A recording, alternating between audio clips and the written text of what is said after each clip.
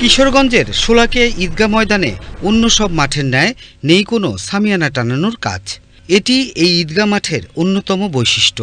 খোলা আকাশের নিচে যুগ যুগ ধরে এ মাঠেই অনুষ্ঠিত হয়ে আসছে বড় ঈদের জামাত। এরই মধ্যে দাগ কাটা, বালু ফেলা, দেয়ালে রং করা সহ মাঠের সংস্কার কাজ শেষ হয়েছে। এবারও শোলাকিয়ায় দেশ বিদেশের লাখো মানুষের ঢল নামবে বলে আশা করছেন স্থানীয়রা।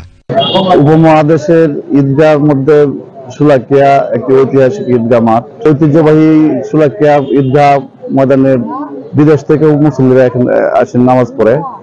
ঈদ জামাতকে নির্বিঘ্ন করতে প্রশাসনের পক্ষ থেকে নেওয়া হয়েছে বিশেষ নিরাপত্তা ব্যবস্থা।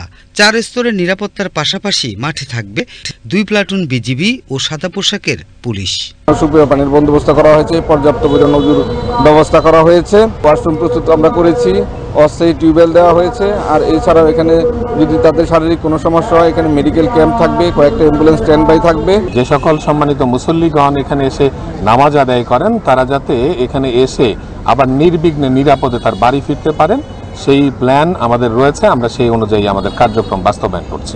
এদিকে পবিত্র ঈদুল আজহায় দেশের সবচেয়ে বড় জামাতের জন্য প্রস্তুত হয়েছে দিনাজপুরের গোরে শহীদ ময়দান। ঈদুল ফিতরে এখানে 6 লক্ষাধিক মুসল্লির সমাগম হয়েছিল।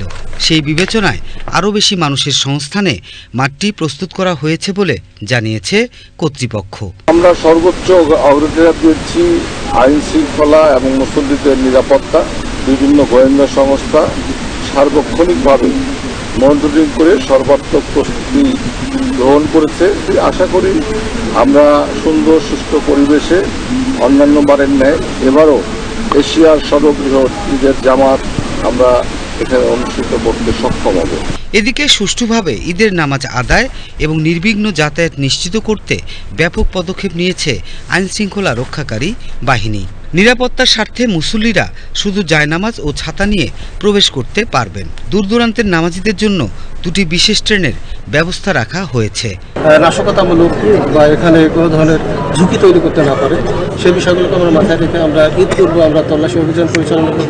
ঈদের দিন আমাদের যে কয়েক স্তর বিশিষ্ট নিরাপত্তা পরিকল্পনা আছে সেখানে আমাদের প্রথমে থাকবে চেকপোস্ট থাকবে, টেবিলে মাঠের ভিতরে মুসল্লিদের সাথে মিশে সাইড আর্মস নিয়ে আমাদের পুলিশের সদস্যরা তারা নামাজ পড়বে, ওয়াচ টাওয়ার থাকবে। Shariful Islam, desk report, Bangladesh television.